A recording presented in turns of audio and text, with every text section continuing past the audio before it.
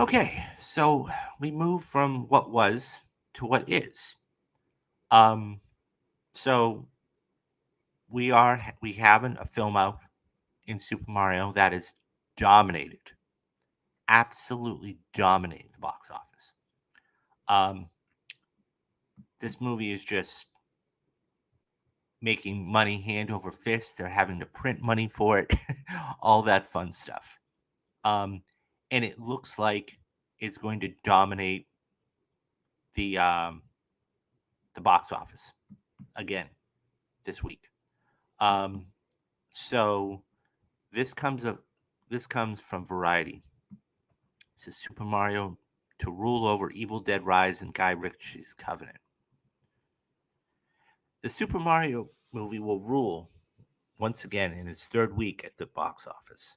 In maintaining the number one spot, the film the family film is expected to take down two newcomers: the supernatural horror Evil Dead Rise and actual war thriller Guy Ritchie's The Covenant, as well as A24's mind-bending Beau is Afraid, which is starring Joaquin Phoenix, which is expanding nationwide. Universal and Illumination's animated Mario adventure has grossed $366.3 million domestic to date. In the next few days, it will surpass Minions as the highest grossing animated film of the pandemic era. With 720 with $724 million globally, it already stands as the biggest movie of the year so far. Now in its third outing at the domestic box office, Mario is looking to bring in roughly between 45 to $50 million, a massive result at this point in its theatrical run. In terms of new releases, the blood-soaked Evil Dead Rise is projected to lead the way with 15 to 20 million from 3,300 North American theaters, while some are estimating those ticket sales could rise to 25 million or more. Elsewhere, the rated R Guy Ritchie The Covenant is hoping to make $6 million from about 2,600 locations, while the very rated R Beau is Afraid is similarly targeting single digits from 962 theaters. Evil Dead Rise is the fifth installment of Warner Brothers and New Line's Evil Dead franchise, which began in 1981 with Sam Raimi's low-budget thriller. Its first entry in the series in 10 years since 2013's Evil Dead reboot, which grossed $97.5 million on a $17 million budget. Like House Party and Magic Mike's Last Dance before it, the movie was originally set to be released on HBO Max, but was granted a traditional theatrical release by Warner Brothers. Evil Dead Rise has been well received by critics, holding a 95% rating on Rotten Tomatoes.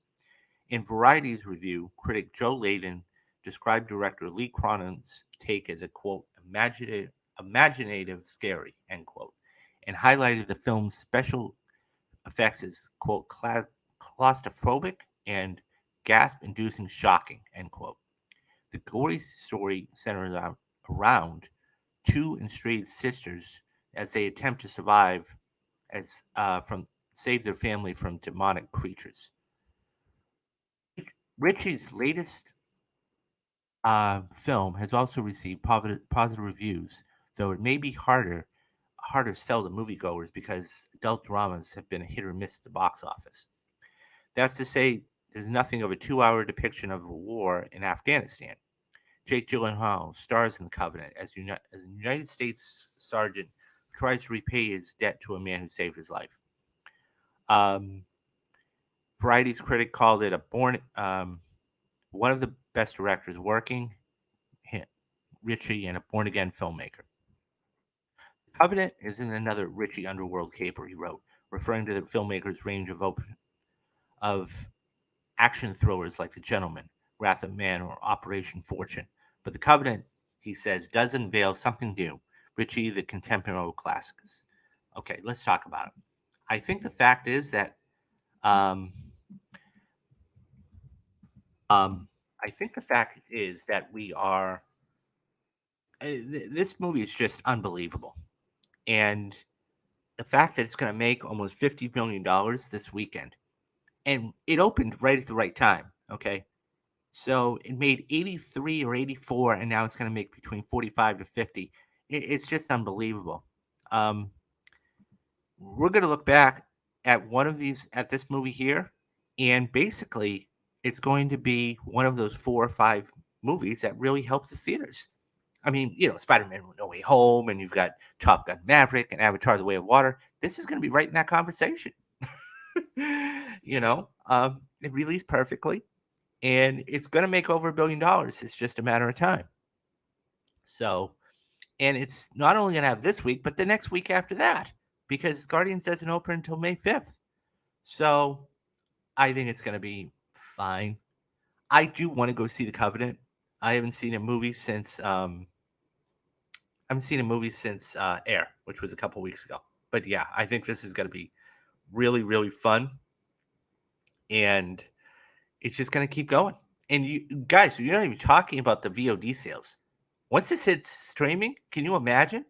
It's just going to pick up more and more and more and more steam. So this is going to be really, really good, and it's going to make a lot of money, and it's going to continue to make a lot of money. I can't wait to see this, and yeah, I might actually wait for streaming just because it is going to be such a quick turnaround. Um, because I think that Universal realizes, hey, listen, once May 5th comes, we're not going to make any more money. So don't be shocked in the next week or two. Probably not, obviously not this week, maybe not next week. Don't be shocked if in the next week or two you see a release date for Mario on video on demand. So yeah, I mean, so the question is, guys, how much money do you think this is going to make? We know it's going to make over $1 billion. How many times have you seen Mario? What brings you back to the theater to see Mario? Is it its running time? Is it the colors? Is it Mario himself, the whole IP? Let me know your thoughts down in the comments and I'll get back to everybody.